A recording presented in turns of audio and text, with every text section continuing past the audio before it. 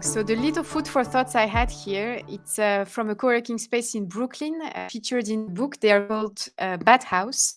This used to be their first space. They moved to another one because of COVID. But what's interesting in that picture, when I looked at it, is like if you take all those people where the red dots are, and would you imagine them working from home by themselves without being connected to each other, then how much opportunities would they get access to if they were not surrounded by other people? But suddenly, because they belong to a space and they belong to a community, some magic is happening. So in the next and the last panel for today, we are going to discuss the power of community in collaborative workspaces. And we have two amazing speakers joining us today, and I'm really excited about this one too. So we have Atilim Sahin, who is head of community at ATÖLYE. Hello, Atilim.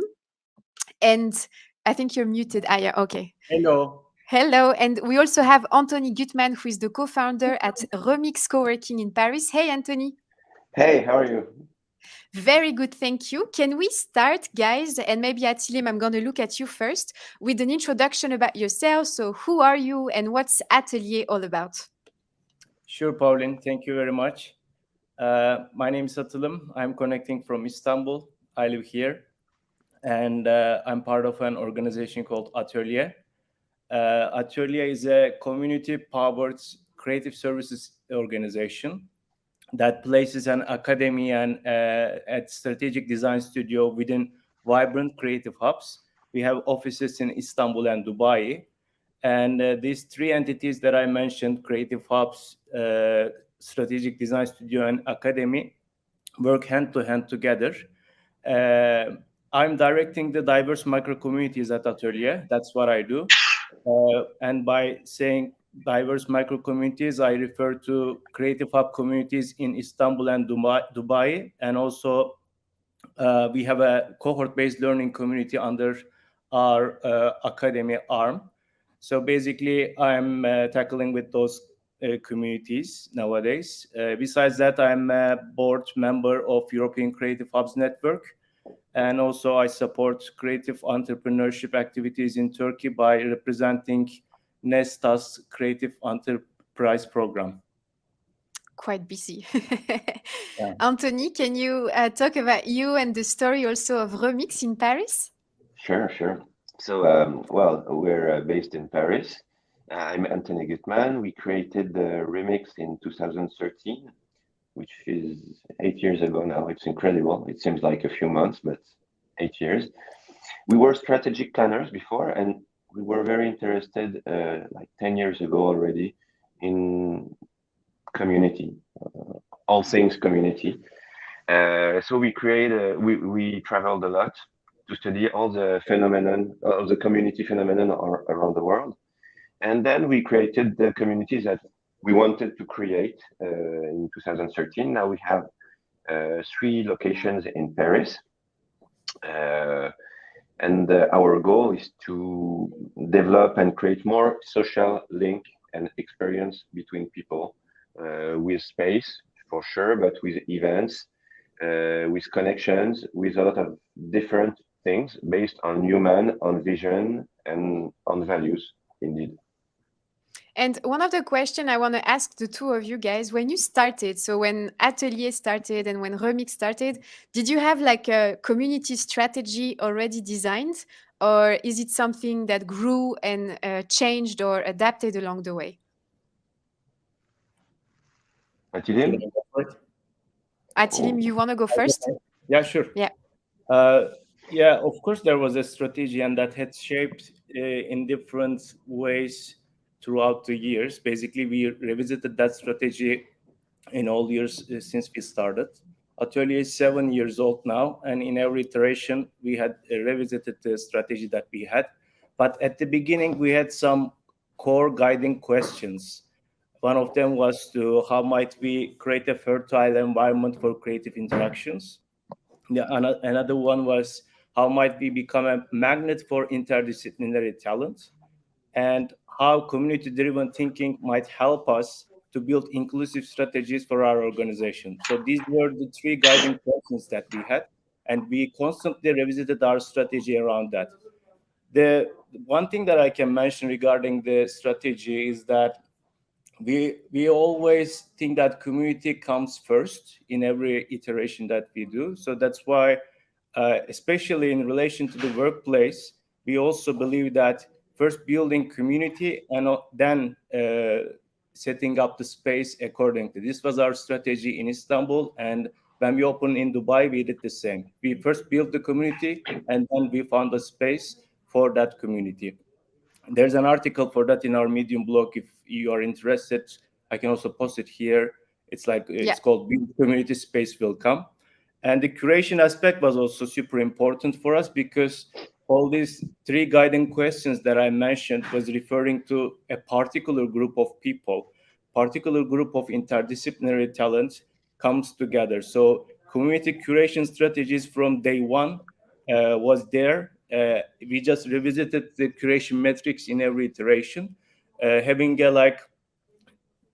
a community that has like-minded people within, but also like having a diverse backgrounds was our criteria. So in every iteration, we really gave a certain value to that, and we shape our strategy accordingly. This could be my short answer. Thank you. What about you, Anthony? Well, it looks quite the same. We had a strategy. It was our job to have strategies as strategic planners back then. So we had a very precise strategy. We knew that we would put some importance on having values and showing them to the world, because it would make people come who would share these values. We knew that we would bet a lot on events and creation of social link between people. So yeah, we had a very quite precise strategy, but that was quite theoretical. When we began in January 2013, everything, as we say very often, when you have a plan, it's made to change all the time. So everything that was in our basic strategy went into practice, and then we were rehearsed, we make things disappeared, we add some new values. We had 2 values at the beginning, now we have 4 values, etc., etc. So it's like a work in progress story, and the strategy is still at work right now, 8 years after the beginning. And one of the things I find interesting about both your spaces is that whether people are interested in joining ATÖLYE or REMIX, there is an application process in place. Why do you believe having an application process is so important when it comes to building a community? Well, when you want to build a community, it means that you have people who share something. Each community has its own personality, but we know that people are not here just by accident. So when, for example, you have a community with people who want to share time together, share helping each other and all that stuff, if you have sometimes one team that comes for just having a desk and no human connection, it's not a problem. But when you have like 20%, 25% of people doing so, then you have problem with your community. So it was very clear. We didn't have an application process at the very beginning. We had it after 2 years, more or less, because we knew that if we wanted to protect what was the most precious for us, the community, the people, we had to have this application process. That's why we have it. Atilim? Yeah, Anthony said it well, that we had the same logic at ATÖLYE.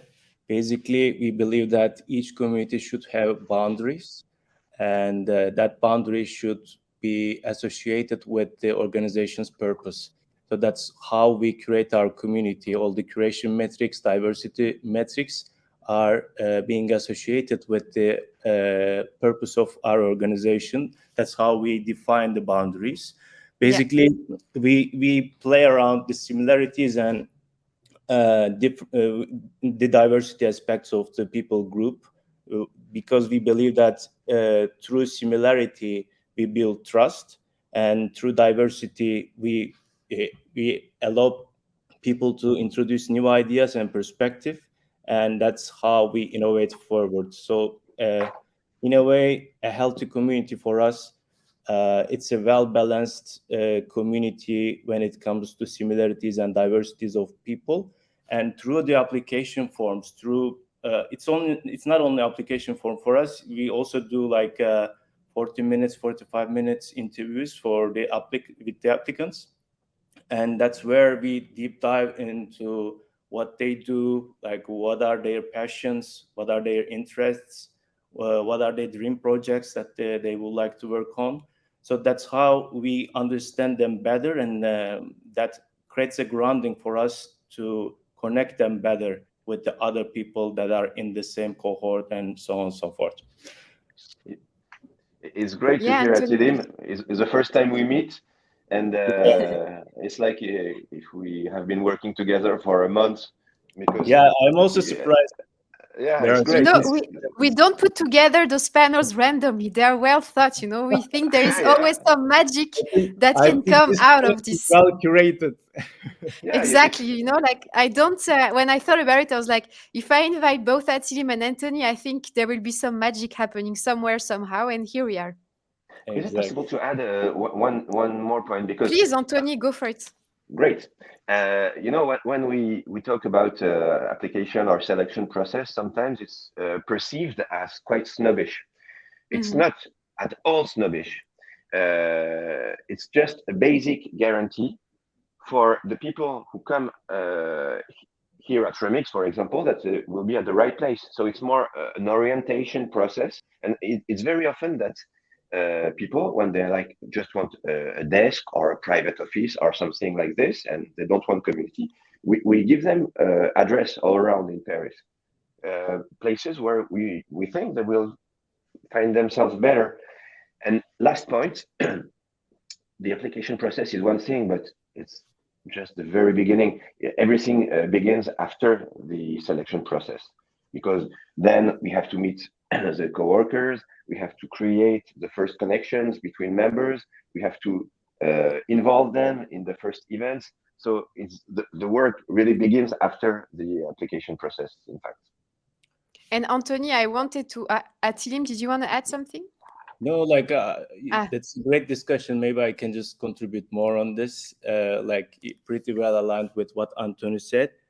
Like people see value on like with whom they are together with, because they see value who are in the community, and with whom they are going to spend time together, and so on and so forth. So that's why when we do some kind of service in our community, like what are their motivation that they are still here, and so on and so forth, it's like 80% of people say like the main motivator for them to be with these people in the community that are selected, that are like-minded, that are well created. So that's a great value for each community, I would say. And I just remember this quotation from this community builder called Charles Vogel. I like his pieces and stuff. Uh, in one piece, he was saying like, if everyone is inside your community, then your community cannot be distinguished from no community. That there should be boundaries that are related to what you would like to achieve, and so on. And Anthony, there is something I really love about Remix, and it's the fact that you do not call your community managers community managers. You actually created a whole new position for them. And if I'm not mistaken, and if my brain still function, you call them super connectors, Yeah, right? yeah, Can you right. talk about their role, and what do they do exactly? Sure. Sure. Thank you to talk about super connectors that are very important for us. Well, when you talk about a community manager, you see more or less one person that will take care of a community. It's quite vertical first, and it's a one-to-many setup, which means a few things. First, it's a old configuration, old world configuration, and moreover, one person won't be able to take care of 200 people as well as they would take care of like 20. So what we do at REMIX, we have super connectors that connect people together, that's for sure, but they just don't stop at connecting people. They transmit, They give or they share? They share all the state of mind, all the culture. So people will be connectors themselves in a few months or in a few weeks, depending about on their involvement. So we go from a one-to-many vertical system to a many-to-many horizontal system. And that's why the superconnector is so important for us. It's it's a brave new world with this new position that and this person won't take care about a light not working or or the printers that has no more paper in it. It's just about human, and it works very well. This person is not welcoming people. There's no entrance with a reception desk. No reception desk. So this people is mixed. You can find her in the community anywhere, anytime, and her job is really to connect people. And she's one member of the community too. So it's purely horizontal. Yeah, I really like that, and I could definitely see the difference when we entered REMIX back in 2017 in Paris. I mean, it was very obvious that first of all, everybody knew each other, but also as a connector, she could so easily connect with people, but still, what you were saying with the boundaries. So we are not friends, but we work together and we try to make some magic happen inside the space. Exactly, very well described. We have something in the team when we have internal meetings, which is called keep your good distance.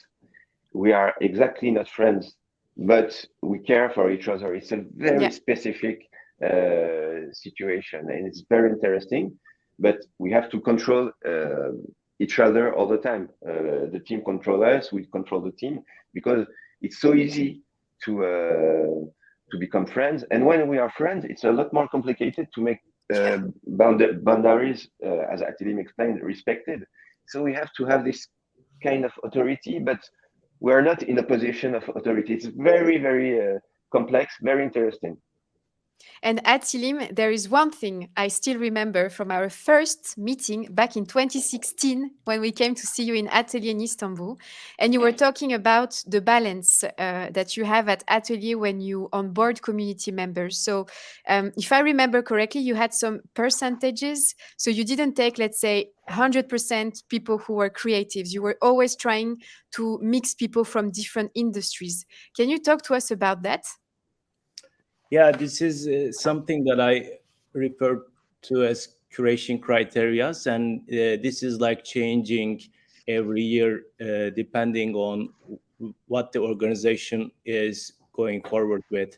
So basically, we always have this kind of disciplinary diversity criteria where we have certain caps for each discipline. There are like 4 scopes, and then underneath there are like certain disciplines are embedded. Basically, in order to achieve the diversity within the community in terms of disciplinary balances, we have people from creative industries, we have people from technology and engineering related fields, we have people from social sciences, we have people from business development related areas.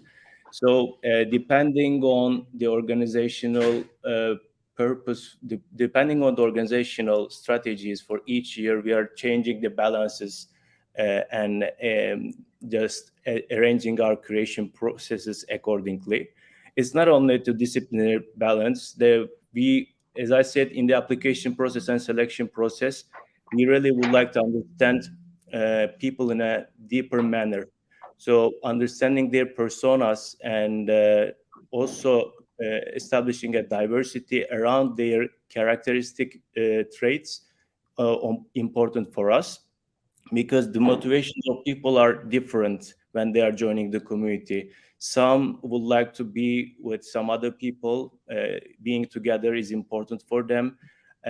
For some other people, like learning together is important, and for others, doing something, creating something together is foremost the most important value.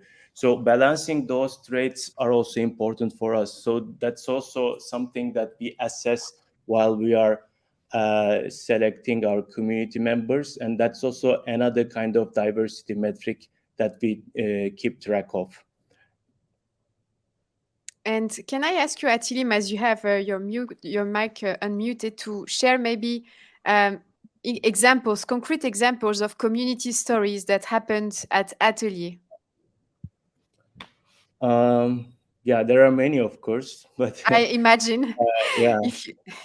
Maybe I can give one example that, we have this project, we still have that project. It's called Image. It's like a social innovation platform that we had established back in 2017. It's like an incubation program for social enterprises. And our community members were highly involved in each iteration of that program. And I remember one day that we were doing the final jury for the people who were going through the incubation program processes, and all the teams were part of our community. All the mentors and coaches were part of our community. And at that final jury moment, I remember that some people were crying somewhere because of the excitement. Some people were cherishing, and I was also one of the coaches for one team. And like that moment, I really felt like, okay, this is something like that one successful community could achieve together, because all the aspects of this learning together, being together, and creating something good together was there. And I really remember that moment in a particular way. That for me, that was a community moment. We can still feel the emotion when you speak about it. I love that. Yeah. Anthony, what about you? Can you share one or few stories that you still remember vividly from REMIX and all those years? Yeah, sure.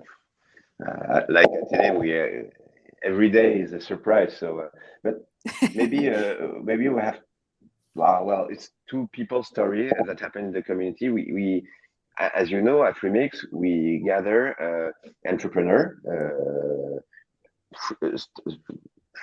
creative freelancers, and artists, and we like this idea of open-mindedness and difference. So we have one of our co-worker, very shy person, very brilliant, but very shy. He's an engineer at Polytechnique, so it's like the best engineer school here in Paris. And he had to talk about work in 2030, how work would become in 2030, in front of the Polytechnique amphitheater, 800 people, everyone as brilliant as him. And he gave me a call an evening, Anthony, I would like to rehearse in front of the community. Is that possible? Yes, for sure. So he made a presentation of it was a TEDx format. So, and it was incredible. I mean, the first minutes were incredible. And when he asked us to rehearse in front of the community, we made a panel of co-workers who were exactly the opposite of him. Not any engineer. We had startuppers, entrepreneurs for sure, but we had filmmakers, we had painters, we had writers, like a quite opposite world for him.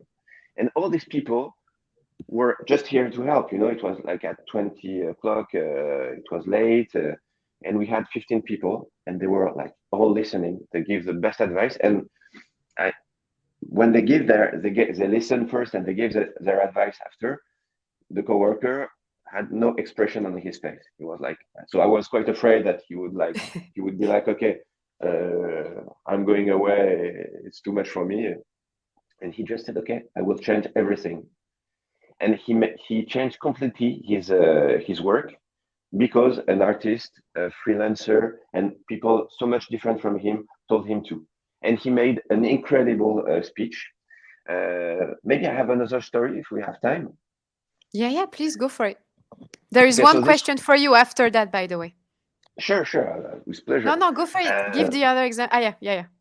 We have another coworker, Marielle.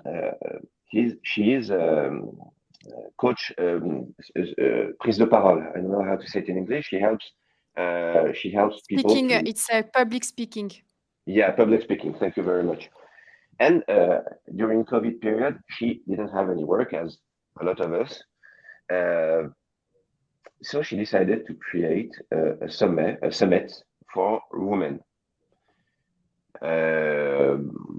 By Zoom, but still, Yeah. she decided to do that. And then she talked about it to the community, and she had like 15% helping her from the day she shared this idea. And she Wow. created this summit during the COVID period of time, and she had like 6 or 10,000 participants, which was completely crazy. And now she's working. She's doing her second edition this year. So this is an example of caring and helping during difficult period of time in the community, and it worked incredibly. It was fantastic. So Anthony and Atilim, there is also a question for you afterwards. Sorry, Anthony, you have a question from someone from Edinburgh. And he is saying, "Hi, Anthony, I would love to know more about super connectors. How did you end up creating this concept? And from a practical perspective, could you share any specific output that you felt came from implementing this figure? And last but not least, is there any place we could read about it?" Well, yes, there's not, to be honest, there's not so much literature because this position is like work in progress too. But you can read what Alex Hillman, that you may know, Pauline, creator of Indie Hall in Philadelphia in 2006, if I don't say, if I'm not wrong. He talks a lot about superconnectors, and he's very, very clear about it. It's the place where you can find the more content about it. He says the idea, Tumblr. Yeah. Amazing, just awesome, or amazing. I don't remember, but we'll share the link. If you type Alex Hillman anywhere on Google, you will find his blog. He's also very active on Twitter. Yep. And he's incredible. I mean, he's generous. He's very smart. On the theory, you have to really think this position like you feel. I mean, for us, it's the values that were the most important. So we have 4 values that are caring, open-mindedness, involvement, and authenticity. And we try to have the team that embodies really these values. And the position, the superconnector, tries to do the same. So there are 2 things. First, what is going to do this person, and then how do you recruit this person? So it's very clear. I mean, there's 3 parts in this job: an administrative part, because you have to take reportings about how is your community. We have a whole bunch of KPIs here at REMIX that allows us to monitor our community.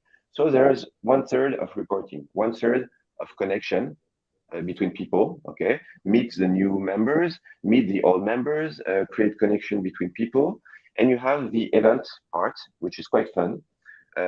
We have more than 100 events a year here at REMIX, and the super connectors organize everything or help the community organize, because very often people from the community want to take initiative, and then the super connector, of course, will help these people.